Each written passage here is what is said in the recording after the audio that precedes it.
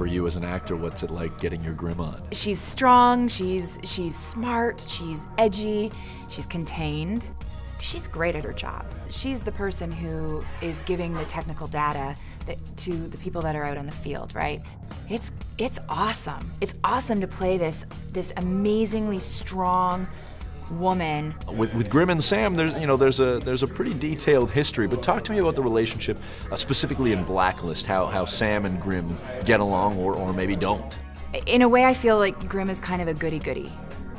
Sam, doesn't necessarily play by the same rules, and of course that's where you're gonna butt heads. Sam and Grim go back, over 10 years, right? So the history is, as you know, very convoluted. I think that there is a definite mutual respect. I know that Sam is darn good at what he does.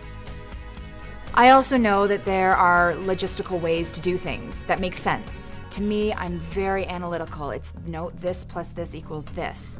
This is what we've been instructed to do, so therefore we must do this. This is the highest risk, so no, we shouldn't do that, we should do this. And Sam seems to operate more from an instinctual place. You give the signal, my contact departs the safe house, it'll be a clear run at Coben. It always looks easy on a screen, Grim. To be clear, Sam, we are talking about an extraction, not killing him.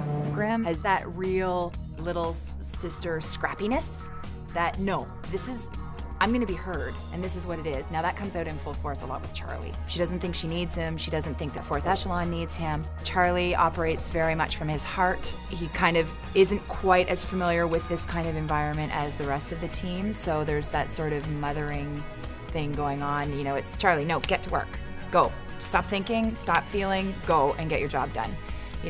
With Briggs, there's just a basic mutual respect. I've got his back, I know he's got my back. Don't pat yourself on the back, Charlie. We got lucky. We slapped together a mission based on hunches. You're right.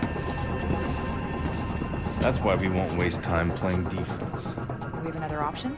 This is, I would imagine, pretty surreal of an experience. Talk to me about, how the theatrics of being in a game of this extent. The first time I walked into the volume, I was quite intimidated because, these really big things are happening, high stakes, lives at risk, people you care about are in danger, and you're on this mission to sort of save the world.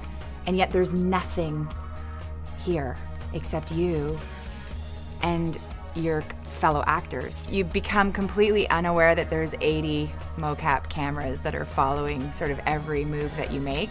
Playing Grim has been the highlight of my career.